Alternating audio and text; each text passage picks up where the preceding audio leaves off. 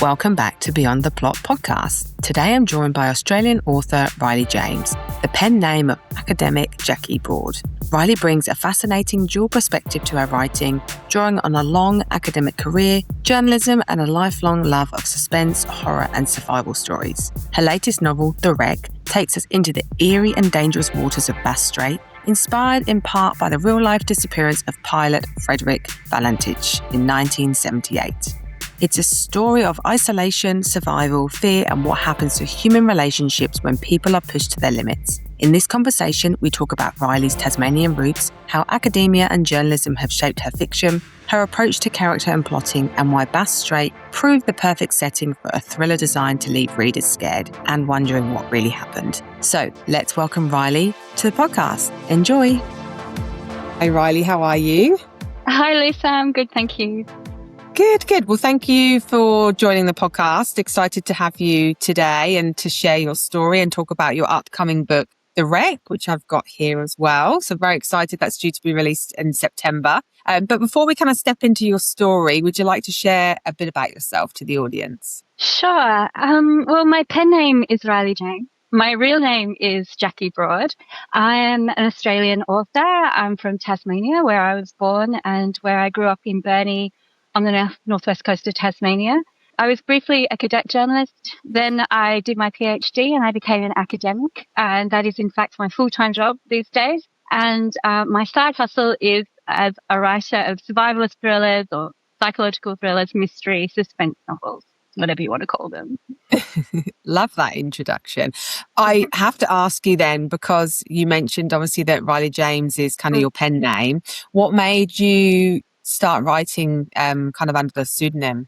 Yeah, I chose this pseudonym because I've had a 30-year career as an academic now. Mm-hmm. And so as an academic, I study history of women's philosophy, look at women's writings from the 17th century. And I've written, I've produced about 8 books on the subject. And one thing I did not want readers to do was to see that I'd written a whole bunch of boring academic books and then perhaps think, well, maybe I don't want to read a thriller by an academic. And that's kind of bias and prejudice maybe that I have. It probably says more about me, but I just wanted to keep the academic writing and the thriller writing separate because the thriller writing is purely for pleasure.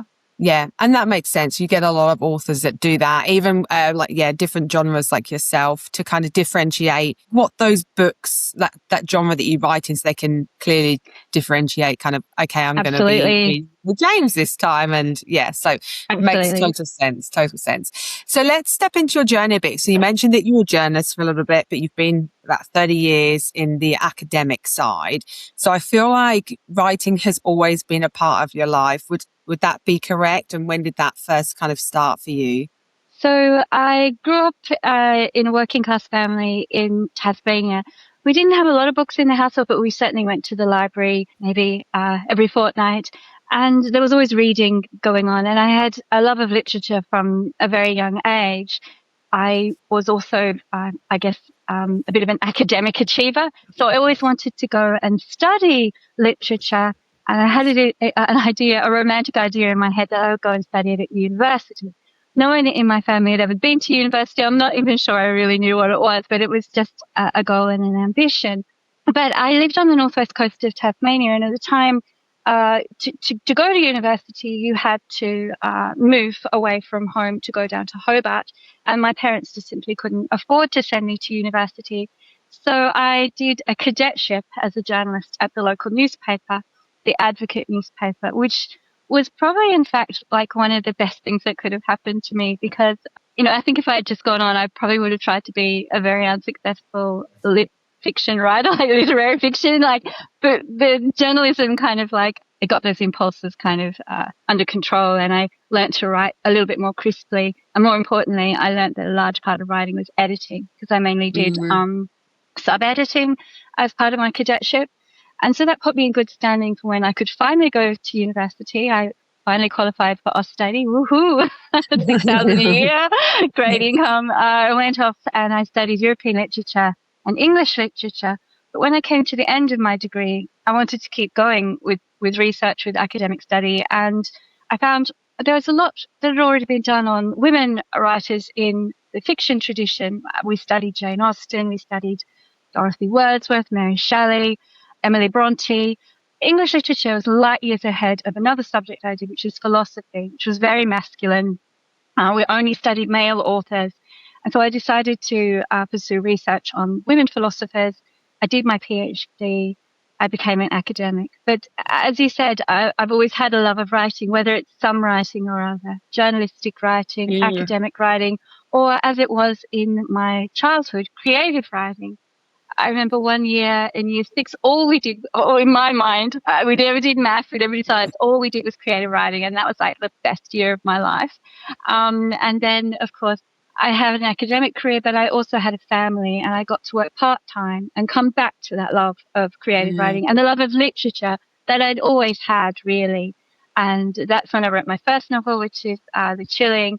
And as anyone in academia tells you, and maybe even someone who's just finished an undergraduate degree, the last thing you want to be reading in your spare time is yet another academic book or a great classic. Even then you get a little bit weary of them. And so I wrote what I would love to read, like something that would grip me and something that I would enjoy reading. I deliberately chose that genre for that reason. Yeah, that was actually going to be my question as you were talking about your background. Like, I always find it fascinating why people write in the genre that they write in, but you've clearly explained that. So it's, apart from your academic side, from a fiction perspective, have you tried to write in any other genre, or did you go straight to what you're writing in now? Well, I did, in fact. Well, first of all, I should say that I talked about visiting the Burney Library. Visiting the Burney Library meant that I grew up on a diet of like Stephen King and romance novels and things like that. We had a great library, but those are the things I wanted to get from the library. And so my first foray into writing was a kind of a werewolf story, so a horror story, but still in the kind of thriller genre in the sense that you're building suspense and you're having these jump scares and you're having these twists. So my first story was about the Tasmanian tiger, the thylacine, which of course we know is extinct, sadly, today.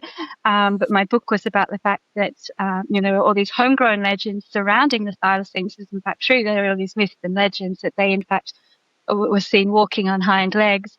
And I took that idea and turned them into werewolves. They're not extinct. They've just gone into hiding on the northwest coast of Tasmania. There's a whole bunch of people there that are actually Tasmanian tigers. That was my first one, and as you probably can expect, that did not get published. But then I decided one thing I really love myself, and this sort of also stems a little bit from the philosophy I study, is I love survivalist dramas where people are kind of stripped back to their natural condition, like without support from law enforcement, without support from their phones or from search and rescue and so on. And I love seeing what happens to people when they're reduced to nothing and what happens to human relationships. And so both my novels sort of start from those premises. Both The Chilling and The Wreck, I should say, are survivalist in that sense. What happens to relationships between people when it's this desperate fight for survival? Yeah, I love that. And we always say, I mean, that I've spoken to so many authors now, and they always say that it's a sliding doors moment, or they have an epiphany of like, okay, now's the time, or something happens dramatically in their life. What was it for you then you decided, okay, I want to take this more seriously and I want to actually try and get my work published? What did that look like for you? Were there any of those kind of moments, or was it just something that had kept going throughout your career until you felt that you were at the right point to then step into something different? Well, it's probably, to some extent, the trajectory I took as a writer probably also reflected the kind of various fortunes that I had as an academic. It was very hard for me to establish myself as an academic. The way that my career got underway is that I won funding from the Australian Research Council. And there was a point in my career where that funding stopped, and I had my second child, and my children were only babies. I had a toddler and a newborn baby, and I had to step away from an academic career. And that's when I sort of returned to writing. It's a little bit embarrassing, I guess, because I was searching around for a career, and the only thing I was actually qualified to do was write. It was my only skill. I didn't actually really have any other skills in my view. Practicing and dance. I don't know any languages. I could write, and so when I was looking at what I really wanted to do in a situation with two small children and no employment, I wanted to write. And that's when I went back to it. And of course, it was very hard because I had two small children. But then I did, in fact, get another research grant, and I went part-time. My children got older, and they went to school. And it's not a lot of time, but it's that time in the middle of the day where you can actually just run to your computer, start writing. And it was the part-time work, and it was my children getting older that allowed me to write more. In terms of there being a sliding door moment, well, I don't know there was anything that suddenly happened that enabled me to be a writer. I tried unsuccessfully to find an agent for several years. And then I had my lovely werewolf novel, and I had the makings of The Chilling, like a draft of The Chilling ready as well. But I think one thing that really kicked me into action was probably, a significant birthday and thinking, as much time has gone by in my life as I possibly have ahead in my future. And it's the time to reflect on, well, what do I want to achieve? I've kind of fallen into various pursuits, various lifestyle. Now let's think more strategically. What do I really want to do with the rest of my time? Because it's going to go so fast. So that would be the epiphany. Just thinking that as much time has gone in the past that I'd possibly have ahead of me in future, how am I going to use it like mindfully and consciously to do what I really want to do? Yeah. And what do you think it was about The Chilling that captured the attention of, whether it was your agent or the publisher itself? Yeah, that's right. Because I initially I hadn't had much success, but so I faced this moment. Like, let's give it another go. I think it had been 7 or 8 years since I first tried to get an agent, and I sent it to my agent. I think I was lucky. I think most people will say this because my agent was a young agent looking to take on new authors. And I think she in particular, she loved the genre. She loved that kind of survivalist thriller genre of writing. And she was looking for something that was maybe just a little bit different from the usual Aussie thriller format. It can be in the outback or it's in the rural area. Yeah. And The Chilling is set in Antarctica. It kind of follows the trajectory of a group of researchers after they've come across a burning ship that's stuck in the ice. They find there's only one survivor, but he can't remember who he is. And when they bring him back to base, all these terrible and bizarre things start to happen, so that they worry, like, who is this man? It was something that I really enjoyed, and luckily for me, it also had enough of a hook, I think, and it was perhaps different enough from the usual Aussie noir, which of course is a fabulous genre and it's super popular, but it was different enough. It took place on Australian territory, and it was a thriller, but it wasn't in the outback, and it wasn't in a rural area. It was in this cold, bleak, unforgiving, hostile landscape in Antarctica. Yeah, I love that. And it is, like you said, sometimes it is about just having that unique story that the agent or publisher hasn't seen right now, because I think a lot of the time they get so many submissions and some of them are very similar. So they have to consider, okay, what have I already got that's coming out? Yeah. It's having that unique voice, and sometimes it is about the right time. And you mentioned, obviously, you're a journalist for a short period of time. You've been an academic for 30 plus years. You mentioned, obviously, you've done editing in your career. How do you think that's all shaped your writing? And have you done being an academic and already written 8 books within that field has definitely obviously helped you write fiction. But what do you think's been the biggest learning curve for you then? Well, I think early on I was super fussy, and the words came slowly and with difficulty, and I didn't write like I spoke. That was probably a part of the difficulty. I was trying to write in a particular way, especially with academia, not so much with journalism, which is a more natural kind of way of writing. So I had difficulty getting the connect from what was going on in my brain down onto paper or down onto the screen. And there was a time lapse. And so it started off that writing was very painful, but then over my career, like journalism, like I said, gave me the skill of editing and cutting out unnecessary words and perhaps writing a little bit more naturally. Unfortunately, when I came to academia, I kind of unlearned a lot of those really useful skills, and some of the academic jargon started to creep in, which is kind of necessary, I guess, if you want to be published. But at the same time, one thing that really helped me was just that I was writing continually, and I have been for 30 years. Every day, Mm. whether it's to sit down and write an email, write a journal entry, or I'm writing lecture notes. Lecture notes, you're under a lot of time pressure with lecture notes. Like you've got to get them out every week. So you just do it. You just sit down and you do it. And the one thing that really helped me with my writing is just losing that time lapse between having the idea, getting it down on the paper, just not being so fussy and not being this continual critic sitting on my own shoulder like, oh, you need to polish that sentence. Just getting it out there. And that in the end, I think super helpful to the point now that I wouldn't say that writing is painful anymore. It's not painful. It's a joy. I mean, it's not necessarily great writing, but that's not the point. It's getting it out and then coming back and learning from those editing skills that I developed early on, putting them to use in a second draft or a third draft. Nowadays, do you have more of a structure? Like, do you write every day, or do you like give yourself timings throughout the day? Yeah, no, I don't. I do write every day, but it's a little haphazard. Like this week I have to prepare lecture notes. This week I'm going to have to prepare essay topics for my students and so on. And so I will have to sit down at some point and write essay topics and write lecture notes. Yeah. I'll probably write a blog post for my book as well this week and so on.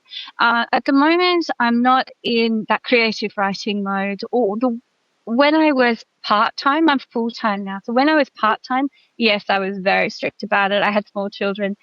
It's funny to me when you think about employers in the past being hesitant to hire mothers. Mothers are some of the most efficient workers ever in the world. They just, they know they have this precious time alone, precious adult time, and they just work. And that's how The Chilling was written when I was part-time and I had that precious time, 2 days a week to write. With the rec, I was a long service leave, so I could just write every day in my best time, which is usually when I get up until about midday when I kind of flag. And one of the lovely things was I could have a nap during long service leave as well, so I would nap and then I would just do various other activities in the afternoon. So to answer your question, I don't have a writing routine, but some of the things that have helped me is being under time pressure and then alternatively, like having no time pressure at all, that really helped as well. So Yeah. You've got your second book coming out, The Wreck. Do you feel more pressure now? Like now that you've got your work out there, you've got a publisher, do you feel that there's a bit more pressure on you now to produce more work? I should say I have produced more work. That was also part of my long service leave. I did a kind of follow-up, at least a draft of one. Do I feel the pressure? I still feel really lucky and very privileged. And, I have a career. I have this other career as an academic that I'm still committed to, at least for the next, few years leading into retirement and so on. It was an absolute privilege to have published these 2 books. I would really like to publish the next one, but I don't have a contract as yet. Do I feel pressure? I don't feel pressure. I just feel more like hope and wishful thinking. It's not pressure. It's more just sort of like having these desires. It would be great to publish the next book, and it would be great to do that thing again where I'm writing for pleasure. I'm writing for the reader to grip them, to interest them, to provide some kind of enjoyment for people, which is something not so much in academia. I mean, I try to write to be accessible, but the primary purpose is educative or edifying, and that's not the task when it comes to my creative writing. It's as far from my mind as possible. It's mainly about entertainment. And so we'll talk about The Chilling and The Wreck. When it comes to those stories, how do you plan that? Like, are you a plotter? Are you a pantser? Like, does the story come first and then the characters? Does the title, the location? What does that look like for you as a writer? In the past, I would have said, this pantser plotter distinction is very artificial. It's more of a continuum. And, even pantsers, people who fly by the seat of their pants and make it up as they go along, they still have a rough cut in their mind, and they still will plot out a various chapter, and they may even plot out a various character and so on. And so I thought it was an artificial distinction. But I don't think I believe that anymore, because I started off as a plotter, definitely with The Chilling. And like I said, I had very limited time. I was breastfeeding a lot, and there's a lot of lying around in the dark and thinking of scenarios. What if this happened? What if this happened? And then finally getting the chance to write that story. So it was already fully formed in my mind. I even had various chapters, blank documents in my desktop, and I would just fill in the chapters and know what I was going to do in each chapter. But when it came to the wreck, all I had was this idea, and it has been with me since childhood. And the idea was based upon a real life story, the real life disappearance of the young pilot Frederick Valentich, who disappeared in October 1978. It's always been part of my family lore, because the night that he disappeared over Bass Strait, after reporting that he was being chased by a mysterious object, we were in fact on our way back from New Zealand, and our plane was delayed while the search was undertaken. And in fact, when we crossed Bass Strait, my father remembers, I don't remember, but my father remembers the pilot saying he was going to do an extra sweep of the area because a pilot had gone missing. And of course, it was only days later they realized just how strange the circumstances were surrounding his disappearance, that it seems he'd seen an unidentified flying object, and he was being pursued and stalked by it. And so that had always been in the back of my mind. And so I had this time, it was long service leave, like, well, what if like 20 years later they found the wreckage? What if like there's been all these hypotheses taken by an alien? Maybe, it was part of some Cold War military operation, or maybe it was an elaborate hoax, or maybe it was a fake suicide, or, there were so many theories about what happened to Valentich. I was like, let's take a fictional scenario, and let's say, what if they found the wreck on a remote island in Bass Strait, and some people went to see, the wreckage, to find the wreckage, but on the way they found themselves stranded, and not only that, they found themselves on this island with this sinister presence stalking their every move. And then that's when the story unfolded. Let's follow all the hypotheses and reject them one by one and see what actually happened in the end of the pilot. Yeah. Fantastic. And I always, you've kind of answered that question, because I always like to ask like where the inspiration comes from, but you've obviously just explained that, which is great, because I think like a lot of people pick up on experiences or something that happened that they're aware of earlier on in life, and then it just comes to life later on. So I know you've kind of just touched on that, but do you want to give a bit like a brief overview about the wreck, so about your book specifically, and then we can dive into it a bit more?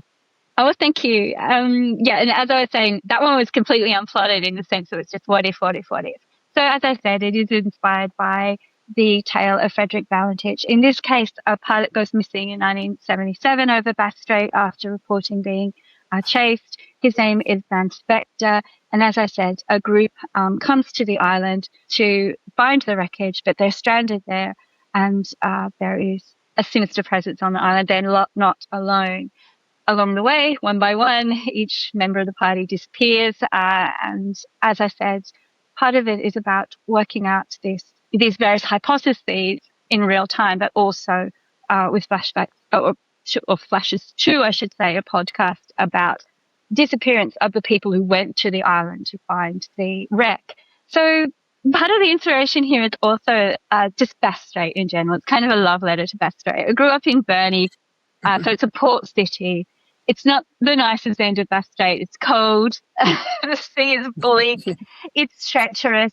You don't swim in it. You don't even really want to go to the beach in summer. It's still cold, and it's windy as anything. Of course, because Bass Strait lies on the roaring 40s, which come with these cold blasts across miles and miles and miles of ocean without any landmass. And it all hits the west coast of Tasmania, also hits the west coast of King Island.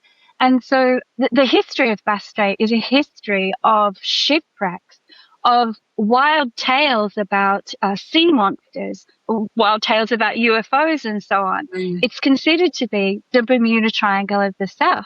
And I love that Gothic history of the place, because it really is wild and untamed and a scary kind of setting. So the setting itself is part of the story of the wreck. They're on this remote island, and they're accompanied by a very large number of mutton birds. So mutton birding is also very much part of Northwest culture. It's part of the Indigenous culture. We grew up. I never ate it. It's disgusting stuff. Mutton birds. They taste like fishy chicken. Now, if someone had Oh, put that on the menu, it's a fishy chicken. Would you eat it? No, it's no. disgusting. But mutton birding features in the story of the wreck because, of course, it's one of these islands that has thousands and thousands of the birds.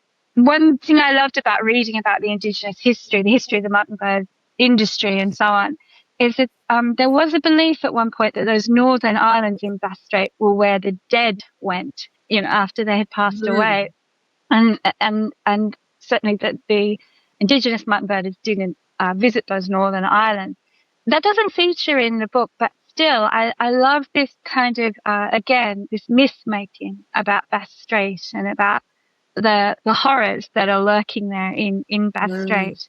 And that features in the book as a source of suspense and source of mystery that has to be unraveled.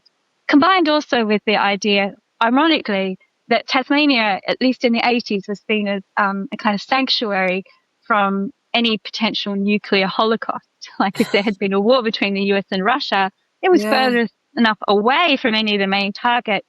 It was abundant in food and water. It would have been a great place to run and hide. But at the same time, very hostile, very kind of unforgiving in some of its aspects as well. Wow, I love all that insight. What was the favourite part for you writing this book? Oh, well, there's a character called Marlon. We meet her quite early on the island, and she's older and she's a little bit jaded and I guess worn down by loneliness, despair, and isolation. And I actually kind of liked getting to know her actually because, like I said, this was by the seat of my pants. I pantsed this one. I think that's what that means. The unraveling of her is this passive aggressive kind of almost very funny, but also very sad kind of woman who never really fitted in society, and someone who learned to get by, learned to cope with her loneliness through daydreaming and imagining a different life for herself and so on. I liked writing her story because in some way I think many writers are a little bit like her. They can be introverted, can be lonely, and the way they cope, the way most people cope with hardship in their life is actually to tell themselves stories and to tell a narrative. And the better the narrative, the better you cope, I think, with that. And so I enjoyed writing her. I think that was probably that's probably what I enjoyed.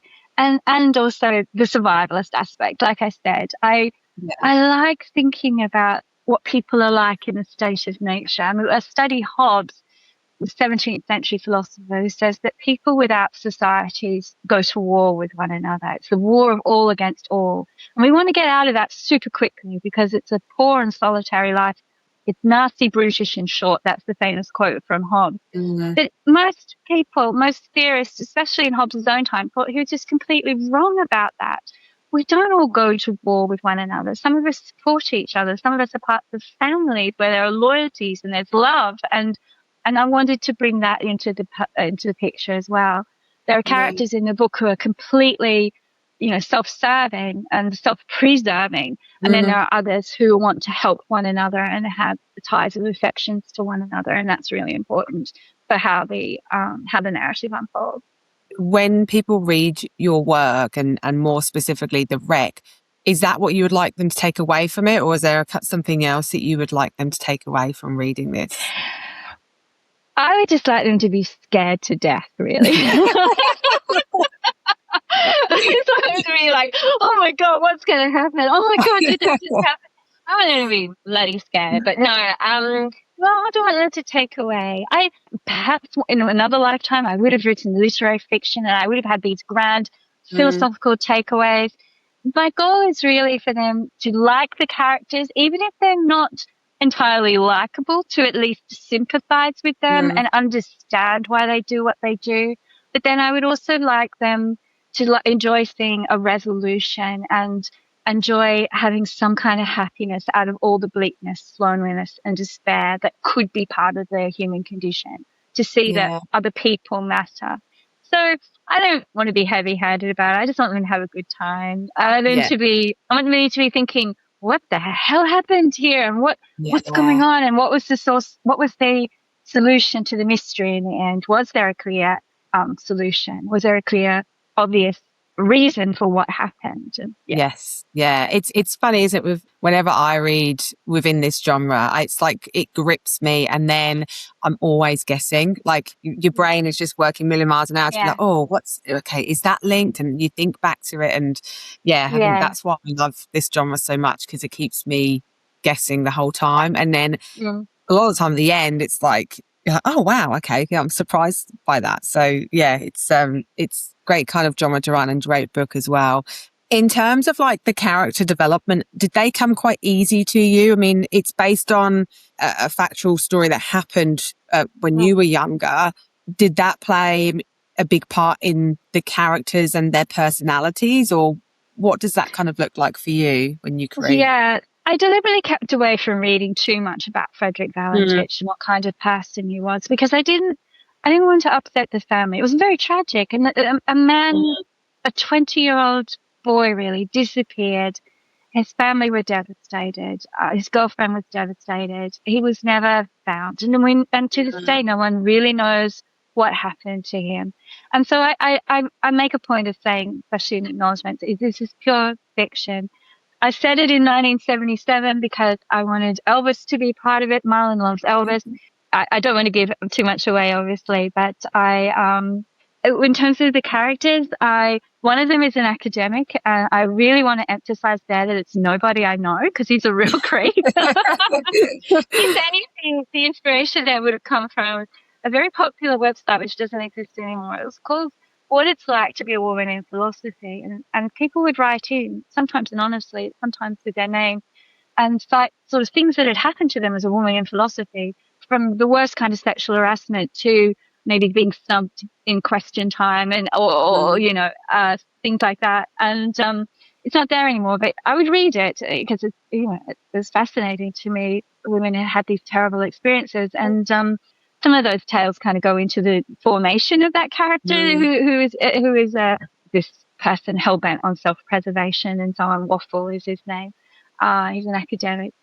Like most writers, I guess you start with a kind of motivation in your character. You give them a central kind of desire, a central thing that's driving them. And most human beings aren't like that. But I think for characters, you have to begin with at least some kind of central mm, motivation.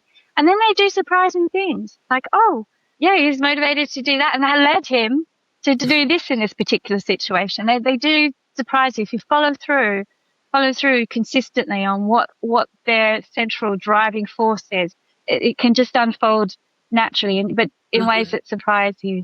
So I don't want to give too much away by talking about No. all the characters, if you Yes. get what I Yeah. mean. Yeah. But I really enjoyed just starting with the central motivation, being inspired by myself when it came to the Marlon Mm. character, being inspired by what I'd heard about other women's experiences of certain male academics in academia, and I went from there. Oh, brilliant. Well, it's out 1st of September, correct? That's correct, yes. Yes, amazing. And what does that look like for you in terms of events? Like, where can people find your events? And I know it's going to be available in all major retailers. And but yeah, if they want to actually come to any events, where can they find that information?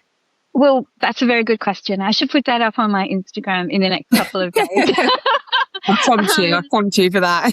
yeah, thank you so much. There's going to be a launch event, and that's going to be at Reading on the 10th of September. I'll put the details in my Instagram. But one of the lovely things this time is that I will also be doing a kind of mini book tour of Tasmania, which, as I said, is sort of like Lovely. the kind of main source of inspiration for me. It's where I grew up, and I still Yeah. really love the place. So I'll be doing events in Hobart, Launceston, and Burnie, Uh, my hometown, yeah. which is just fantastic because I know that some of my old English teachers will be coming along, and Oh, lovely. it was a wonderful opportunity. So thank you to them for letting us do so much creative writing in the early Yes. days. So there will be also a library event, Sandringham Library, Frankston Library, and I'll put up the details now. It's still about a month away till those Yeah. events occur, so people have plenty of time to book and come along and hear me talk about Frederick Valentich, if they're interested. I know a bit more about him now since I went back and did all the reading on him, and can tell them a little bit about mutton birding. Yeah. And a few other things as well related to the book. The Bermuda Triangle of the South, all those kind of weird tales about Bass Strait. I'd be happy to discuss those as well. There's a lot of them. Oh, perfect. Yeah. And I love Tasmania. I've only been once, but the food was phenomenal that I had there. It's like... Food is amazing. Just don't eat the mutton bird. Yeah. No. I didn't hear about that when I was there, and I'm definitely not going to think about that. It's like, it must be some kind of delicacy. An acquired taste. For sure. Yeah. Brilliant. Well, I've loved chatting to you, and I've loved hearing your story, and I'm very excited for the Wreck to be out so everyone can go and purchase a copy and support you. And I'll be following along your journey, and I'm wishing you all best for the future. Thanks so much, Lisa. It's been a pleasure talking to you. You're welcome.